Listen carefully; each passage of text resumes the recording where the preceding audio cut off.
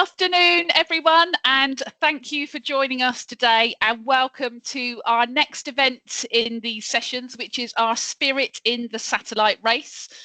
For those that have been here before, you will know that I'm Laura. For those that haven't, then welcome. It's really, really great to have you all here with us today. We've got a really, really great session planned for you. We're going to be exploring what we're doing in the satellite engineering space. And you may have heard that we made history earlier this year by making the world's very first space call. And we are so lucky today. We've got some of the absolutely fantastic people who've helped to make this happen. They're here with us. You're going to hear from them. They're going to touch on our journey in satellite technology, our partnership with the AST Space Mobile, as well as what's next and new in this exciting space. We also are going to have an opportunity to answer any questions that you've got, whether that's about Vodafone itself, what it's like to work here, or any of the topics that you've heard here today. So you'll see we've got a little Q&A box at the top, which you've all been using. So please do pop your questions into the Q&A box anytime throughout the session, and we'll answer as many of these as we can towards the end of the call. So please, throughout the call, as things come into your mind, please just pop those in there and we will come to them at the end. If we can move to the next slide, please.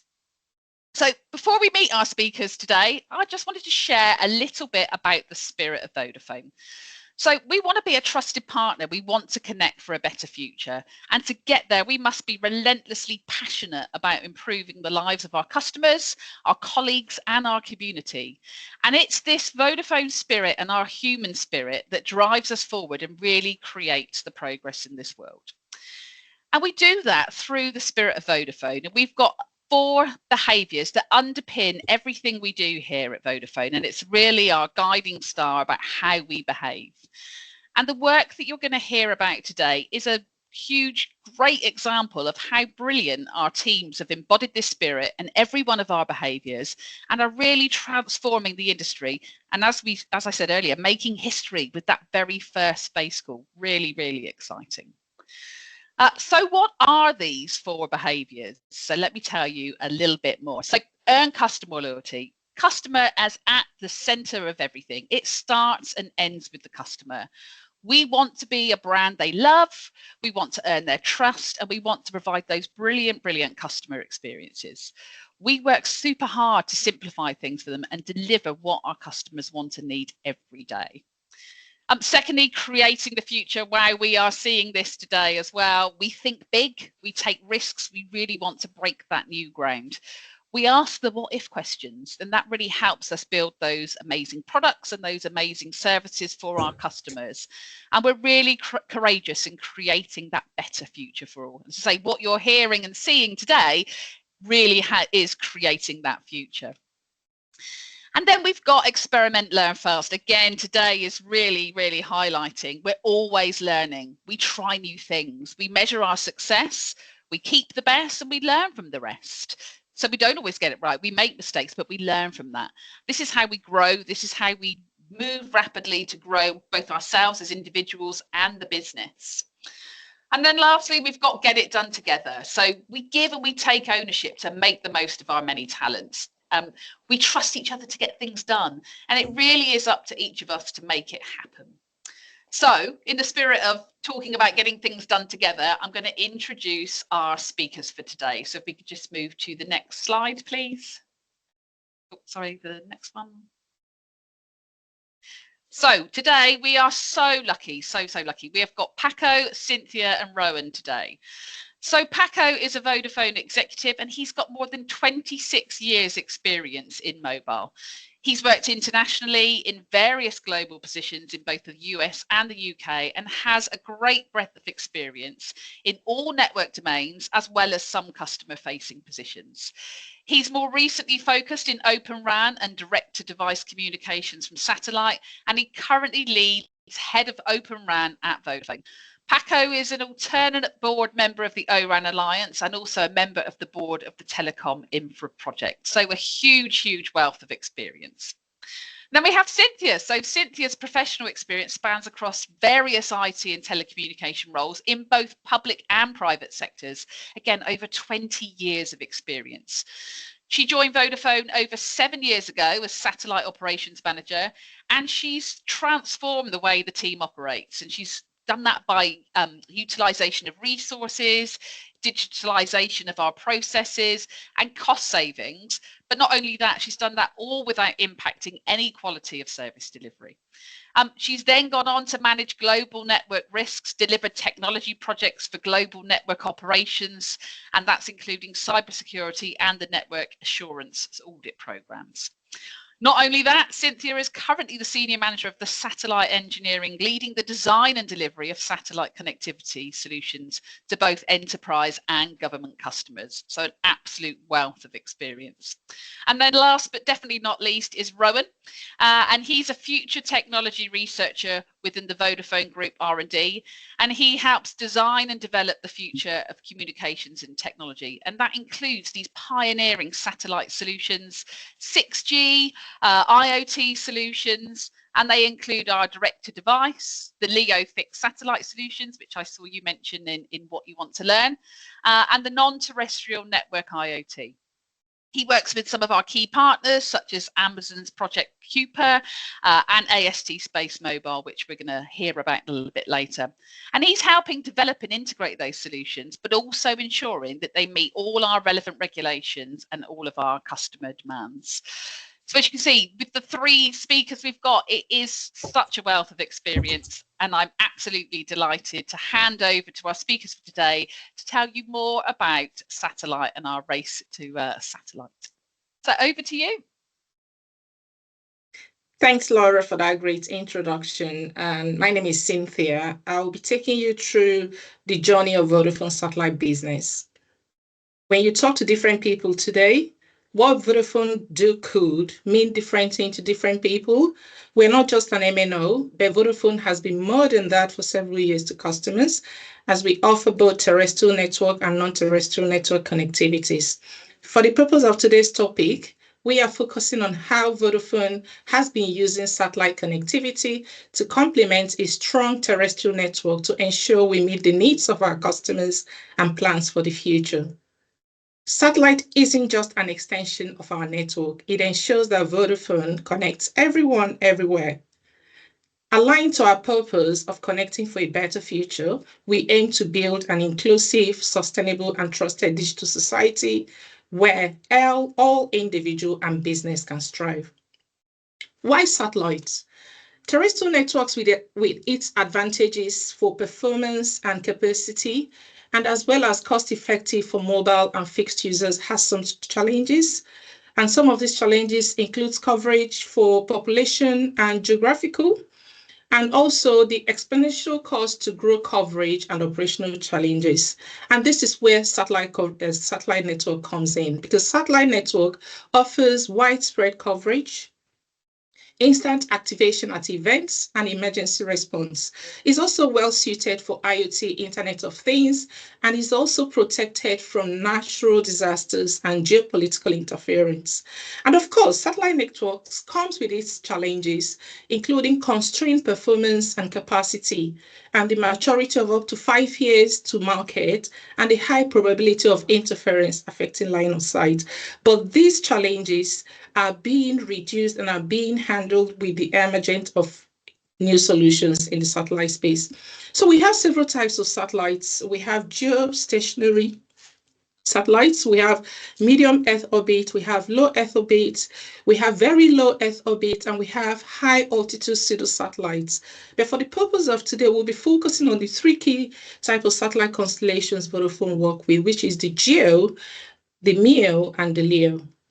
We've partnered with satellite operators for several years to offer various propositions that meet customers' requirements to deliver satellite connectivity, either as a primary access to enterprise customers in areas unserved with our terrestrial connectivity, or as a resilient or backup access to primary terrestrial access. In 2012, with the motivation to become a more integrated provider of telecommunication services to large businesses and government entities, Vodafone made a strategic move and acquired Cable & Wireless to strengthen its enterprise business, giving us access to cable and wireless extensive fiber network and satellite business. The Vodafone Satellite Teleport in the UK, built in 1981, has been home to Vodafone satellite operations based on geosatellites. The teleport was originally built by a subsidiary of Cable and Wireless, Mercury Communications, which was the national telephone company in the UK at the time. Back then, our first antenna measuring 18 meters in diameter was built to support a cross-continental link from the UK to Hong Kong. This link covered over thousands of kilometers and carried 64 kilobits of service, which was a major breakthrough at the time. Since then, we've partnered with third-party teleports to extend our satellite service provision to customers globally. Due to technological advancements, satellite connectivity X-stations antennas has evolved from using an up to 24-meter antenna to transmit kilobits per second of data to now using less antenna sizes of around 3.7 meters to transmit much higher bandwidth. Typical example, looking at the diagram on the screen, you can see geosatellites are farther away from the Earth because of their distance to the Earth. They do provide very large Earth view. However, the downside to that is that they do have latency of between 600 and 800 milliseconds. MEO in the second instance is much closer to Earth than GEO, but farther away from Earth when compared to LEO. With MEO, we do have latency of approximately 150 milliseconds. Why are we talking about this today? We're talking about this today to talk about the journey of what Vodafone has been doing and what the future looks like. User terminals are not left behind in the advancements. We've moved from VSAT to parabolic and flat panel antennas up to the size of a standard laptop. So for LEO, which is the game-changing, the rapid advancement in the technology introduced a leap forward in satellite technology, which saw the emergence of LEO, resulting in an exciting new era in the satellite industry, as it can deliver fiber-like speeds. LEO satellites operate at an altitude of between 160 to 2,000 kilometers from the Earth. What does this mean for us? And what this means is that it provides a smaller view of the Earth, and thereby requiring more number of satellites in hundreds and in thousands to provide global coverage. But that now comes with reduced latency of between 30 milliseconds and 90 milliseconds, depending on the satellite constellation. Hence, LEO constellation have a higher number of satellites, and with the orbiting of the Earth, between 88 to 127 minutes, and with 10 minutes fast tracking window, it offers us also higher throughput, which has increased significantly for offering up to 1,000 kilobits per second download and up to 400 megabits per second upload. And this throughput speed will continue to increase as development occurs in the satellite space. The lower cost of launch is allowing for large constellation launches, making LEO more commercially competitive when compared to GEO and MEO. And also new entrants are making existing GEO and MEO providers struggle to look attractive, both financially and technically. So on the diagram here, you can see there are two parts to that: the satellite in space, and on the bottom down, we have the ground station. So in this ground station, we have several Earth stations pointing to different satellites. And I've also shown here on the diagram all the different types of user terminal, from the days of VSAT, which is the very small aperture terminal, to flat panels and parabolic antennas. If you can move to the next slide, please. So, Vodafone's story on the LEO space. I'm excited to inform you, just in case for those that are not aware, in 2019, early 2019, Vodafone, in collaboration with Telesat and University of Surrey, carried out the first 5G test over satellite connectivity, and were able to prove that the speed of operating a 5G network is possible over satellite. And this paved the way for rural mobile stations to be connected via satellite backhaul, bringing high-speed connectivity to more people in remote areas.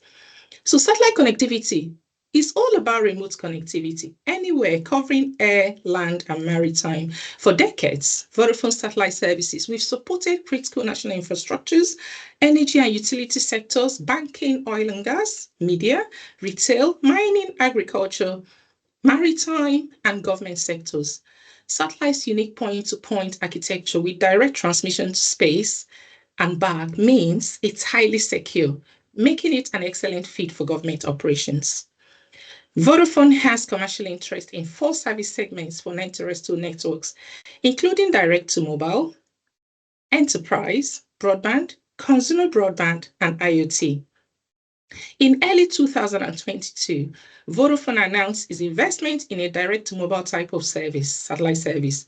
My colleagues Rowan and Paco will elaborate more about our journey in collaborating with AST Space Mobile from a research and development perspective. We continue to collaborate with more LEO operators to bring more LEO services to life in the enterprise space, in the consumer space, as the emergence of LEO is changing the game in the satellite ecosystem. And Rowan will also be talking about the research work he's doing in the area of IoT over satellite network. While most customer remotes in satellite connectivities are fixed, mobility service is emerging more and more use cases for mobility service covering comms on the pulse, comms on the move has been gaining traction to serve more use cases. On the comms on the move, we have comms on the pulse, we have examples for emergency deployment for events and staggered deployment. One typical example was our team supporting Vodafone Foundation in the recent earthquake in the Caribbean. We also support Vodafone Foundation as well to ensure they have the right satellite solutions that they can use in the event of disaster to respond to emergencies. News stations as well, they are not left out. So when there's an event and you see news stations transmitting live, they're using satellite connectivity. Disaster struck areas. Comms on the move is where satellite connectivity, especially the flat panel, they are used on top of vehicles, trains, ships, flights. So I will hand over to my colleague, Rowan, to talk more about direct-to-mobile service. Thank you. Thank you, Cynthia. So if we could move on to the next slide. So I'm going to talk about our partnership with AST Space Mobile and sort of what their unique capabilities are. So move on to the next slide again, please. So what is AST and what makes it sort of unique? Cynthia talks about sort of these backhaul services using satellite. So this is where you have a remote base station and the satellite will provide that fiber link effectively via satellite, whereas AST will remove the requirement for putting a base station in a remote location, and you'll be able to connect directly from your phone to the satellite, and this will require no modifications whatsoever to your phone. So you can use the phone you've got in your pocket today, connect directly to the satellite, and we'll be able to provide broadband data speeds of sort of 4G and 5G. And as I said earlier, I did the first video call over this service back in January. So we've proven that you'll be able to have that full 4G, 5G experience directly to that handset. This will allow us to fill in all those not spots and large coverage gaps in all of our markets across both Europe and Africa, allowing us to connect all of the people that currently don't have that connectivity in those sort of rural spots. So we can move on to the next slide.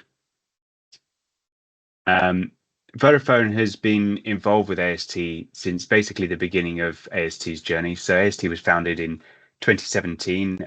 They approached us in the middle of 2018, and after some initial reviews of their sort of design and their theoretical work, we decided to invest in late 2018 before they launched their sort of first test satellite in 2019, which was where they effectively sent the reverse. So they sent a phone up into space and put the satellite on the ground.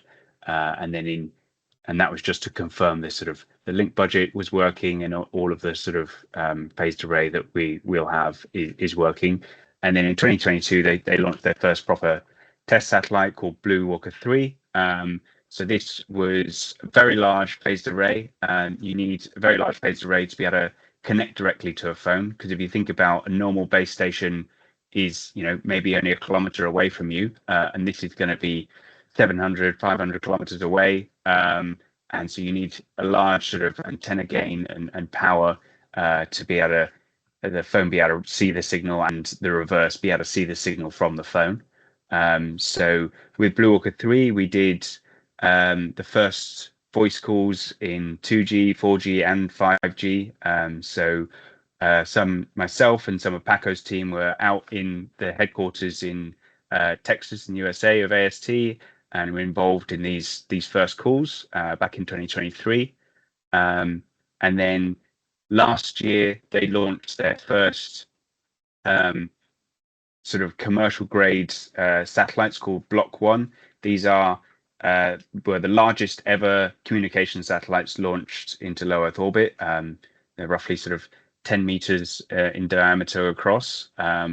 And shortly after that, we sort of signed definitive agreements with AST, and then using those satellites, I made that video call in January to our CEO Margarita, and then shortly after that, we announced our research hub, which will be in Malaga, and then also our joint venture with AST called SATCO, which will look after all of the ground stations across the whole of Europe, and work with both companies to provide this service to all of our markets. So I'll hand over to Paco to, oh wait, Hannah, there's another slide. Can the next slide, please? Yeah, so thank you. Sorry, one, yeah. So we're just talking about the trials that we've done here. So as I said, we've done these sort of 2G, 4G, 5G calls in using their BlueWalker 3, and then the first video call. And then in terms of trials moving forward with the R&D team and Paco's team and other engineering teams across Vodafone, we're doing sort of those regulatory studies. So this is proving that we will abide by all the relevant regulations with all of our markets. And then also further user experience testings to understand exactly the capabilities of the AST service. And then we'll also be doing trials in Africa. So I'll then hand over to Paco so we can talk about the next steps. Thank you, Paco. Thank you, Rowan. Hi, everybody. Yes, it's been a really excited so far. In terms of what is next, I think there are two main areas to talk about. One is on the product side. We've been working with AST for over 6 years. It's a very strong collaboration because we were there from the beginning. We actually have people stationed there in the US collaborating on the development of the radio technology. So this means working with them on how the functionality will be evolved to make sure that we capture the opportunity right now with current devices, but we are also aligned on future evolutions of 3GPP. It's important to make sure we also work on a roadmap of improvement. The basic technology is proven, but the exciting piece is that it's only going to get better over time. So we are closely connected with the AST making this happen. We have announced the setup of an R&D center in Malaga. This has two parts. One is continue working on what I just mentioned, the evolution of the technology, but also very important, we need to validate that the performance, the software is ready for applications in the networks. We follow a similar process than we do with the rest of the mobile service, but you need to make sure that any modification is not causing any disruption in your current service. So we are doing that. We are also checking that the expected capacity is there, the performance for our customers is the right one, and then once you do that, you are ready to roll out. To roll out is important to have your network of gateways. We are on that process, deploying them across Europe. The important thing is that one of the differences versus traditional mobile is once you deploy the constellation of satellites, you can go very quickly activating the service on the ground, because gateways, typically you need 1 or 2 per market. Well, it could be more if it's a very big country, but compared to rollout of 4G, 5G, that to deliver the service nationwide could take years, this can go very quick. But there is a number of things that we are working on the second point, the execution level. For example, planning what is the spectrum that we are going to use. There are essentially 2 options. One is to use a dedicated spectrum for satellite on a given country, for example, or you can try and use some of the spectrum bands that you have probably not fully used in a market, and this is a little bit more challenging because you need to make sure you don't interfere with any of the service that you have in the mobile service. No. Apart from this, satellite is a big change from regulatory perspective. We're working closely to help the evolving the regulation, making sure that we are fully compliant, that there is no negative effect on any of the current services. So that is also ongoing. That has a global aspect, but also local, depending on every market that you want to activate. Also important in the execution side is how you launch and making sure you execute on the plan that you have promised. In this sense, it's good to confirm this week that AST keeps on progressing well on the plans that were initially communicated. So this is very important because we are seeing a lot of excitement and a lot of companies launching things to space thanks to how cheap it is to launch versus the past. Probably 100 is less costly to do it than it was in the past. And also we are seeing many constellations evolving. So making sure that you have your plan spot on is very important. And it's also when you go and think about deploying in a market, to work with the engineering teams to make sure that everything works well. Satellite is not a separate network. We see that as part of the terrestrial overall service. So it's just one network. You need to make sure the transition of the calls between satellite to terrestrial works well. Mobility, we need to remember these satellites are moving real fast in the space. So those things, they need to be properly engineered and prepared to activate the service. And then there is also obviously on a market basis very important that we close from the marketing side all the service plans and all the billing, all the IT part as well. So really excited. It's happening now. It's one of the big things coming in the next few years. It's a privilege to be part of this, and a privilege to see it happening. So I think with this part, we're closing this, and I think I take this back to you, Laura. Thank you so much, and thank you. It's so interesting, and I can tell we've got so many questions in the chat. So let's try and get through as many of these. This is I've never seen so many questions, so you can see the real engagement with the people on the call. Okay, where to start? I have got a lot in here. Okay, so will Vodafone mobile devices continue to be served by Vodafone Mobile core network, or will they be roaming on the AST mobile core network?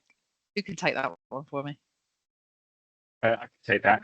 So we'll be using the same core. So effectively, it is just an extension of our existing terrestrial network. It's just that the antenna happens to be in space rather than on the ground. So effectively, it is the same network. It's just going to be expanding to those rural locations where it's difficult to put those basebands and base stations in those sort of remote places. Lovely, fantastic, thank you. And quite a hot topic, as Vodafone reassess the impact of investment in satellite business in its sustainable commitment. We know that sustainability is a big thing. What happens to satellites when it reaches that end of life? I can take this one. Yeah, we take in sustainability very seriously, and we're working closely with AST that obviously is doing the same. There are some side effects of having all these objects out there, but yeah, when it comes to the specific question about how do we handle end of life, in this case of LEO satellites, when you get there, and obviously we're trying to extend the life as much as possible, the satellites are pushed back into the atmosphere and they disintegrate when entering, right? So in that sense, this is normally how it works in this case. Wow, gosh, they disintegrate. That's amazing. What is the expected throughput using direct to device when multiple people are connected to the satellite?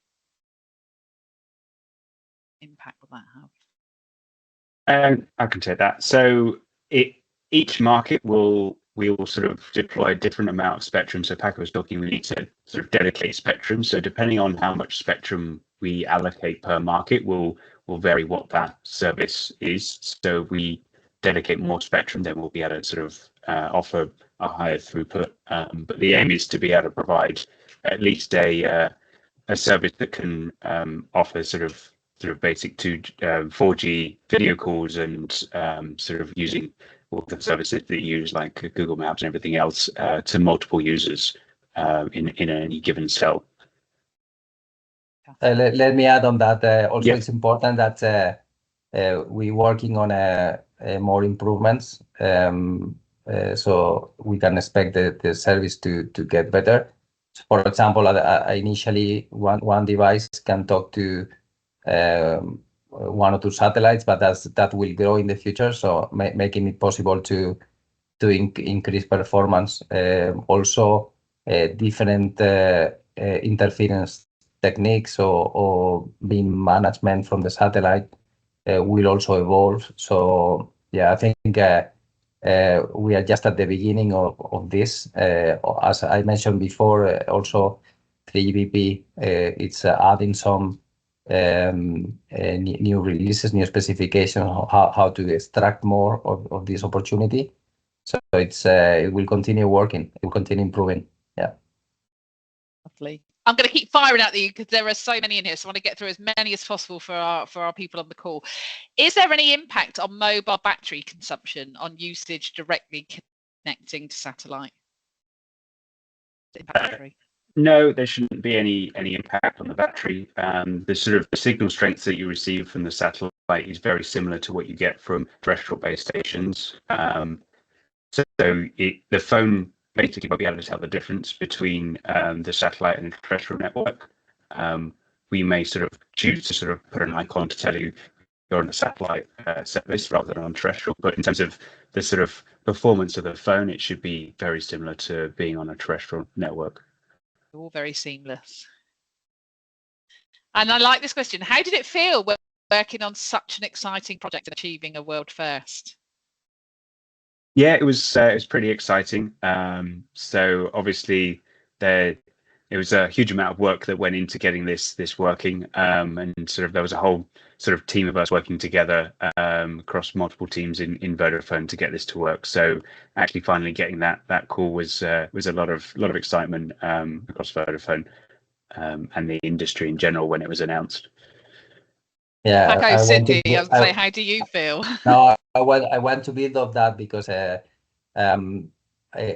be honest, having worked in Vodafone for quite some time now. It's really exciting and really a pleasure to be able to participate in projects like this with the big potential to change so much for people. But I think it's a very characteristic thing of Vodafone that you can really start projects. You will get the support. Personally, is not only this one, but also Open Run has been really big. This is something we started, and we got the right support to make it happen. So Vodafone is definitely the place to come if you want to start new things, if you want to innovate, if you want to make an impact.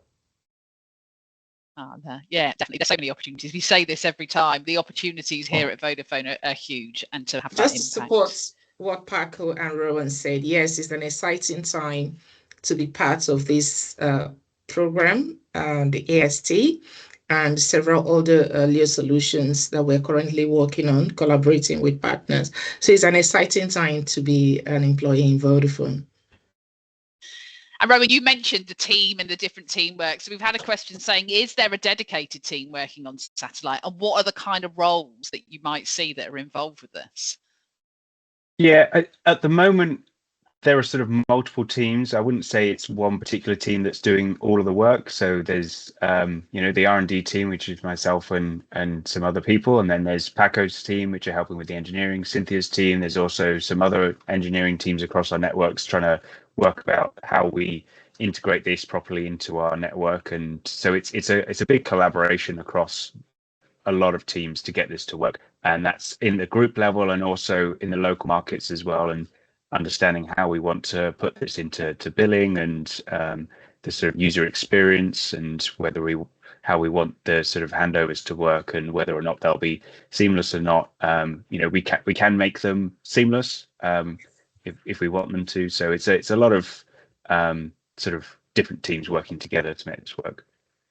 So really living that spirit behavior of get it done together. And you touched on a few roles there, kind of user experience and engineering, and what are the types of roles that you'd see kind of working?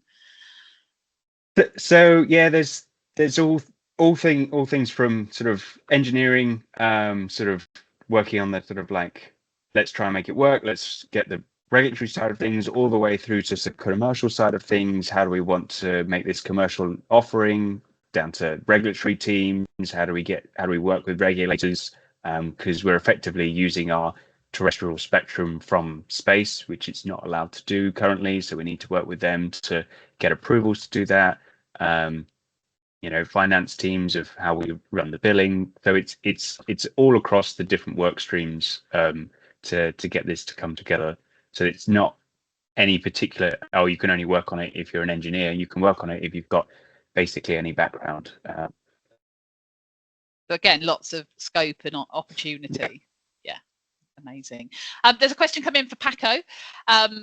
You touched on regulatory. So how is regulatory being dealt with? The mention of Kenyan trials. If this is a Europe-wide, worldwide service, is there an issue with the coordination of spectrum and interference, etc.?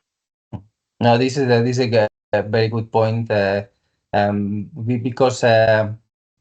this is a new technology, and it came a little bit out of the blue, we can say, but it's happening fast, right? So I think we all have a challenge on accommodating this into the day by day of our networks. So regulation is a very important area because you need to get it right, the service, and the thing is regulation changes at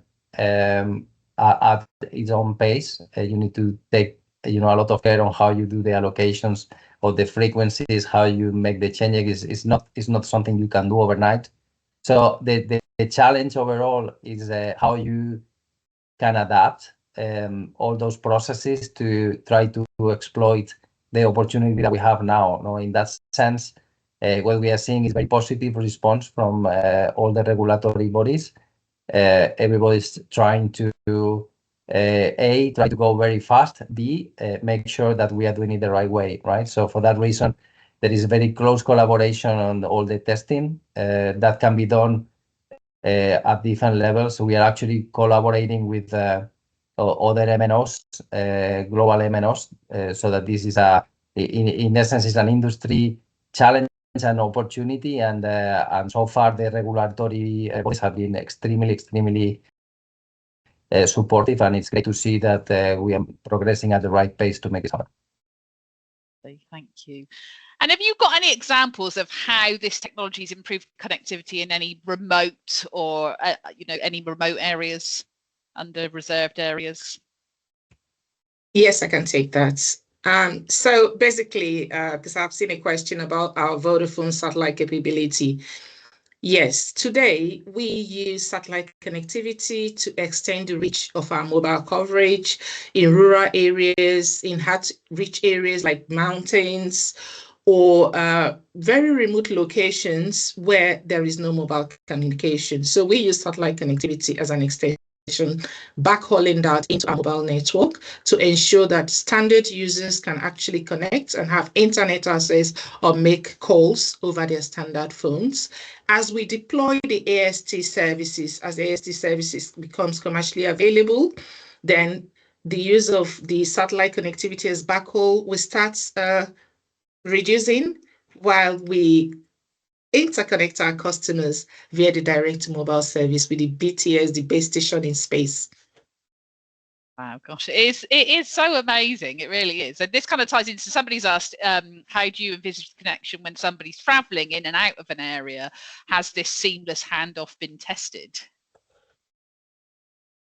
So we haven't currently tested it, but we're sort of hoping to do that as part of the sort of user experience testing as we go forward. And the idea is that it should be seamless, and you shouldn't sort of be able to tell that you're swapping from one to the other. So you can be on a video call on a terrestrial network and walk into an area with satellite and just seamlessly hand over from one to the other, and vice versa. On satellite, come back to terrestrial, you can hand over, and you'll just be continuously connected. Is the idea and the aim.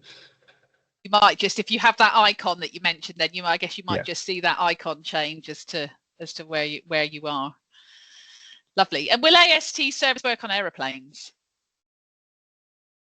So in theory, yes. There's a lot of sort of regulatory hurdles. Obviously, you're not allowed to turn your phone off of airplane mode at the moment, especially as it's called airplane mode. It might be challenging to sort of remove that from sort of the services, but we need to sort of work with sort of regulators and governments and airplane companies is if they want this, and if they do, how we get over sort of the regulatory hurdles of being able to offer that to aircrafts, and then putting sort of beams down over ocean regions, sort of not just over the land.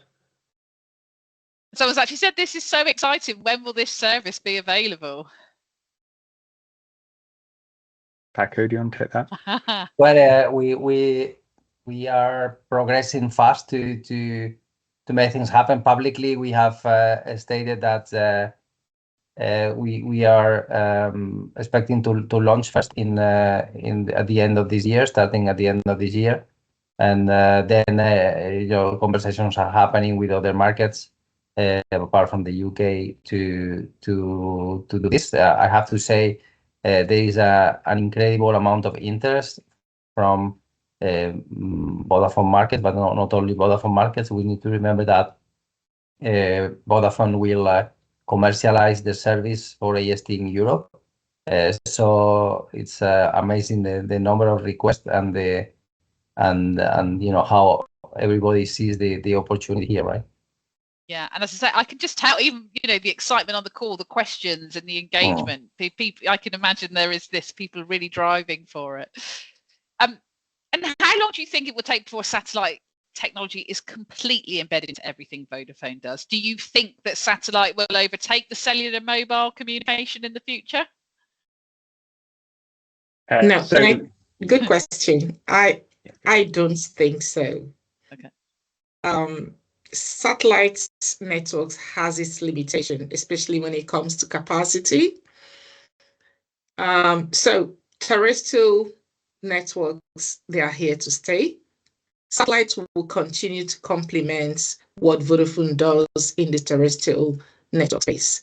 So we will continue to plug in more satellite services with the direct to mobile, with more LEO solutions, or even very low Earth orbit solutions for other use cases like for the enterprise and the IoT. But that will not remove or end our terrestrial connectivity. There are still, especially when you talk about the performance and the capacity. They kind of complement each other then, I guess. It's sounding like, it's just, it builds on what the great stuff that we've already got, and it's just making everything better. I think it's important to highlight that it will not replace terrestrial. Yeah. It's a complement, particularly in areas where it's desperately needed, but will not replace. It's a complement. Interesting question here. I feel a sense of excitement and pride right now because of the advancement we've made, and I'm sure there is much, much more to do. What do you think Alexander Graham Bell would think of your work if he was here? Who wants to take that? Want to take that? Yeah, I can take that. I would say, what a great time to be alive. I remember in 1998 when I did my second internship, so I was working with a telecom company. DXR, digital cross-channel radio microwave, was being used to extend telephony into the rural areas from the public switch telephone network. Fast forward a few years after, I got the opportunity of using its standard satellite phones to make call in an unserved area. And today, we've moved to having a satellite in space as a base station that you can connect using your standard phone. So for me, it is an exciting time to be alive. And I'm sure he will be excited wherever he is now. And the future is still exciting. More and more development will come into place. Absolutely. Anyone else? Any thoughts on that? It is really exciting. I say to be like making history at the forefront, really living that experimentation and creating the future. When you think about some of the innovations that are coming together here, it's at the same time, it's incredible. No, I mentioned before the reduced cost of launching in the space, but also these satellites are flying around the Earth every 90 minutes. During that trip, they go from minus 40 degrees Celsius to 140. Wow. So the temperature range that the electronics need to go with, all the time, it's incredible. And so can we imagine, in terms of materials, how much thinking, has been put together to make this work. And it's not only that, how you control, because they are flying at 15,000 kilometers per hour. How can you control the delay and the Doppler? I don't want to get too much into technical aspects, but it's really a radio station moving real fast and very far from Earth. The technology that is being designed to make this possible is incredible. So I'm pretty sure Graham Bell would be amazed and interested at the same time. Yeah. We're a long way from, for those that are old enough, from the phones where you had to a big cable attached, and I had to ring with a like a round thing, and you had to dial the numbers one by one. I mean, gosh, it is amazing how technology is advanced. It's making me feel slightly old though. I've got probably time for one or two more. How many satellites would we need to cover the UK? Is there a number where it would work all the time, or would it perhaps work just during the day? So, because they, as Paco said, they orbit the Earth every sort of hour and a half, you actually need sort of basically the full constellation to be finished before you get that continuous coverage throughout the day. So that we will have that continuous coverage when we have enough satellites. which is sort of roughly around 100. And before that, there'll be sort of an intermittent service. And rather than it being like during the day, a block of it being on and then a block of it being off, it's going to be sort of more like you'll have 10 minutes where it's on and then 5 minutes where it's off, and that kind of intermittent service where, you know, you end up with sort of 60% of the day covered. But then the aim is that as we launch all of the satellites, it will just be continuous 24/7. But once you've launched, I mean, with 5 satellites we've got, you're already getting the test that we've got a few minutes every day, effectively everywhere on the Earth that you can put a gateway down. So it's not necessarily the UK, it covers everywhere, but then you need to fill in all of those sort of time gaps by putting enough satellites up. Wow, gosh. And a question from me, like, how do you launch them and where do you launch them from? So we're working with a few different launch partners. So we can launch from sort of Cape Canaveral in Florida. The next launch of their sort of full-scale satellites, which will be 4 times the size of the current ones that are up there, will be launched from India. There's a few other sort of launch providers that we're working with to launch from various places around the world. Wow. Have you got to see one? Has anyone seen a launch? Not yet. No. My boss Luke got to go to the last one, so I was also lucky to be there, the first one. Yeah. Yeah. Ah, amazing. Again, what an experience. We're nearly out of time, but I can see a couple of questions about how to apply for roles. So hold that thought. But last one, what would you say the technical capabilities and skill sets are that are going to be in high demand for professionals that want kind of roles in this next gen space satellite technology? What skills do we need to see? What capabilities? We look for, I mean, a whole sort of host of different skills, from sort of simulation and software skills to RF modeling, and also sort of the more technical, skills of sort of, we need to build test kits to be able to sort of test some of the regulatory side of things. So it's all different sort of skills from an engineering point of view. And then, as I said, if you want to go into some of the other roles, then there's a whole sort of different set of skills that are needed for that. So I think there's skill sets that are basically required in all the different sort of teams. And just to support what Rowan has said, and by the way, that's a very good question.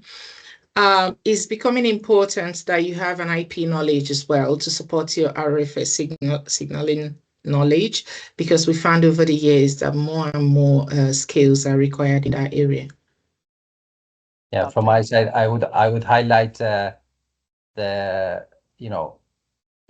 is intrinsically is a new technology, and this is being born now. So there is a tremendous amount of opportunity for innovation. So it's not about learning something that's already there and then you apply. It's about coming up with new ideas, new ways of doing things. That in terms of technology, but also as we are in Vodafone taking care of the service for Europe, there is a lot of opportunities also that are sitting in the middle of technology and commercial. That there must be some innovation also there. How do we envision? How do we put this? How do we create the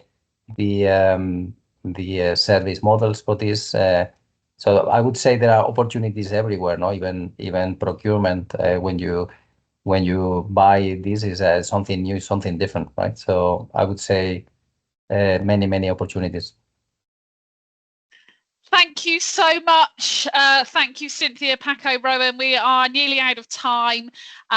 Honestly, this has been absolutely fantastic. We have had so many questions. If we can, I'm not going to make any promises. I'll try and pull what ones we haven't answered and pull something together and answer them offline. So we'll try our very best to do that.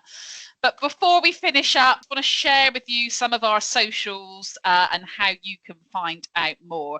So again, if you're interested in hearing more about life at Vodafone and all the great things we get up to, as you can see, there is absolutely reams of it, then please do follow us on our social media channels. So you can see we have got LinkedIn at Vodafone. We've also got Vodafone Life at Instagram, always tons of great posts on there, and at Vodafone Careers on Facebook. For the person that asked the question as well about how do you find out about our latest roles, you can head to our careers site to view our latest vacancies at careers.vodafone.com, and you can find all of our latest opportunities there. We are at the top of the hour. I think we could have probably gone on for another 30 minutes with all the questions that we've had in the chat, but thank you everyone for joining. I say please do follow us on our social channels, and please do check out our careers at the link below. Thank you, Cynthia, Paco, Rowan. It's been absolutely wonderful, and thank you for those on the call. Again, we'd love to hear from you. If there's anything you'd like to hear in these sessions, please do share with us. Again, thank you so much, and we will finish the call here. Thank you, everyone. Thank Thanks you. all. Thank you, everyone.